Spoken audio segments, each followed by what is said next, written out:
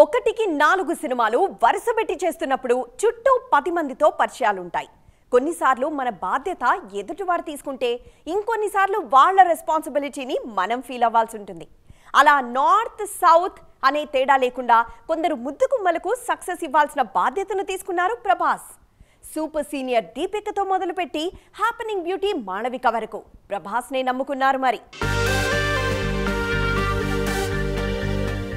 మనోహరి పాటలో ప్రభాస్ ఎంతమందితో ఆడిపాడారో ఇప్పుడు అంతకన్నా ఎక్కువ మందితోనే స్టెప్లేస్తున్నారు.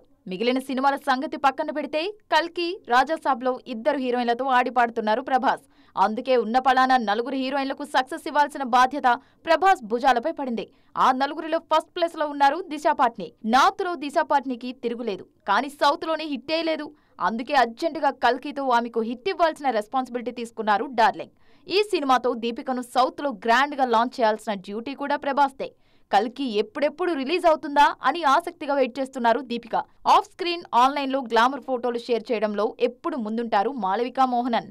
ఎప్పుడు హాట్ ఫోటోషూట్లతో కుర్రకారును కవించే ఈ బ్యూటీ త్వరలోనే ప్రభాస్ పక్కన స్క్రీన్స్ మీద సందడి చేయడానికి సిద్ధమవుతున్నారు. మాళవికతో ఆల్రెడీ షూటింగ్ చేసిన డార్లింగ్ ఇప్పుడు నిధితో సన్నివేశాల చిత్రీకరణలో పాల్గొంటున్నారు.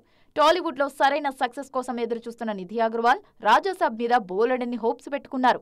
మా డార్లింగ్ ఓవైపు సలార్ సక్సెస్ ని కంటిన్యూ చేయాలి, ఇంకోవైపు ఇంతమంది అమ్మాయిల విష్ లిస్ట్ ని ఫుల్ఫిల్ చేయాలి అని ముచ్చటపడుతున్నారు.